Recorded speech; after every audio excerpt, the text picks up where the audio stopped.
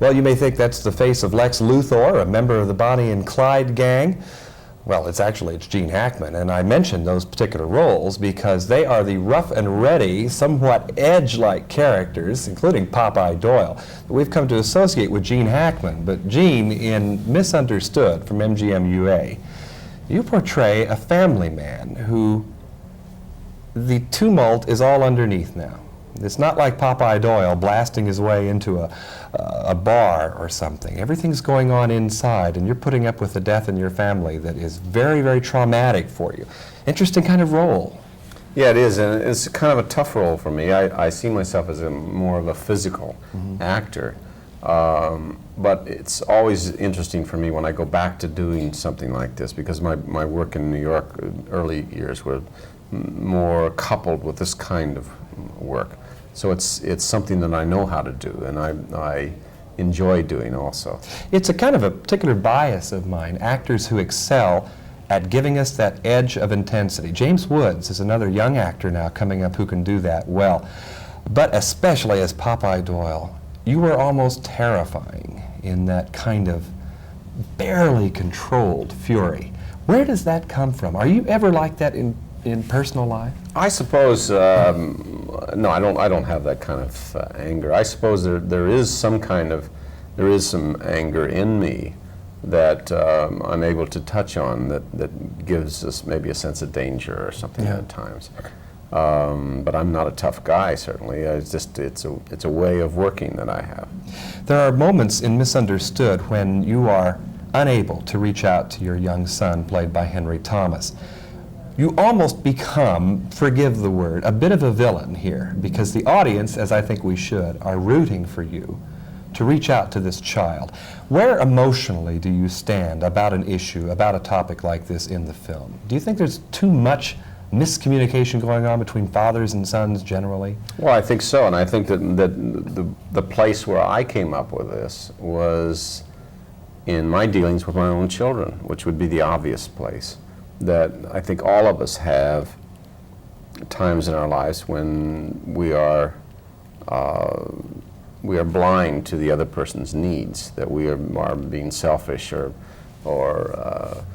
self-centered in many ways, and that we are unable to set our ego aside and give up our own pleasure of bathing in that kind of pathos, if you will. But yet, you know, when parents try and reach out to the child, sometimes they try too hard, and that itself creates a barrier. That's it's almost true, like too. a no-win situation sometimes. That many times you can't always find the right balance of how much to give and how much to let the child give back to you, and how much to guide.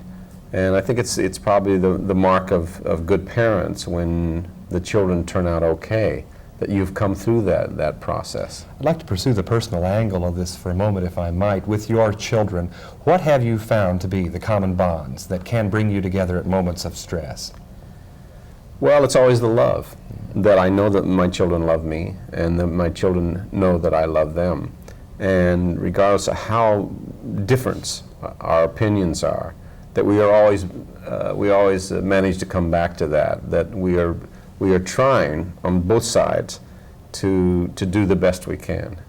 And I think that's all you can hope for. You can't always find a common solution to every problem. There has to be a lot of giving up of your ideas. And it's tough to do. You might find this to be an odd comparison, but there seems to be some parallels between Misunderstood and Uncommon Valor, in that there are both father-son films, and the father is sort of looking for the son, and the son is in great jeopardy. There was a Valor where your emotions swept over you in the airplane. That was really shattering. Now, was that a one-take type thing? No, that was an all-day type thing, because I felt it was very important for that, in a particular scene, for me to, as Gene Hackman, the actor who had his name over the title, to take charge of that scene.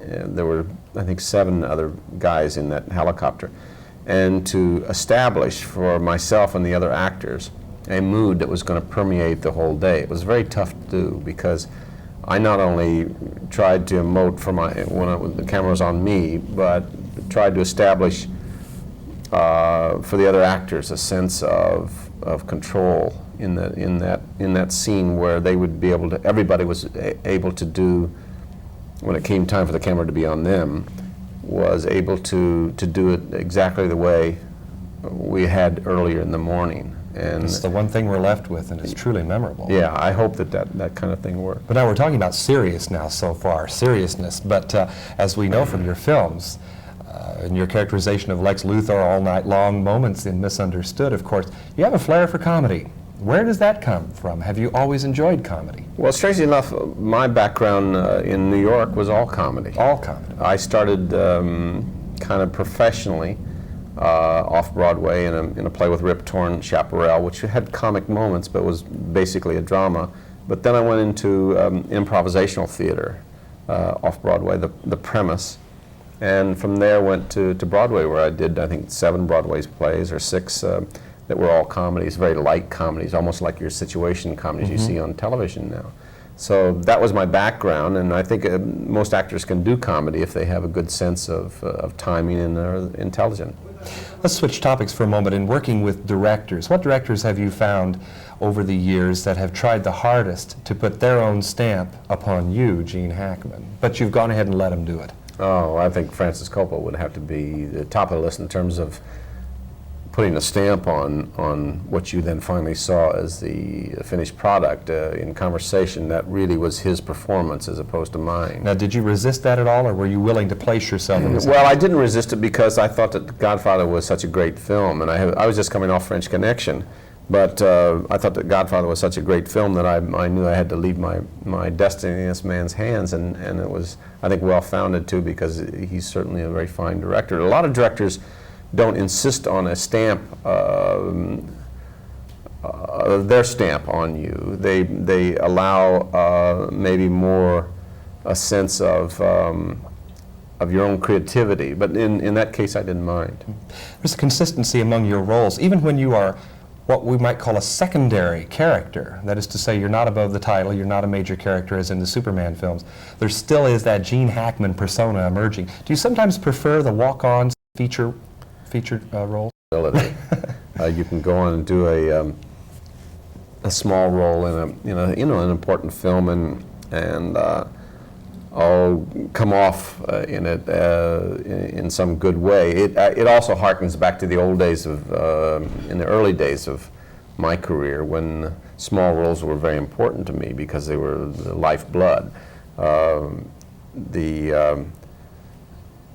small role is always attractive. You can't always do them because just economically, you do it as a favor more than anything. Well, there's been just enough time to have a cameo interview with you, Gene Hackman. I've enjoyed it. Thank you very much, and for your work on the screen, and for the new motion picture Misunderstood from MGM-UA, also starring Henry Thomas and Rip Torn.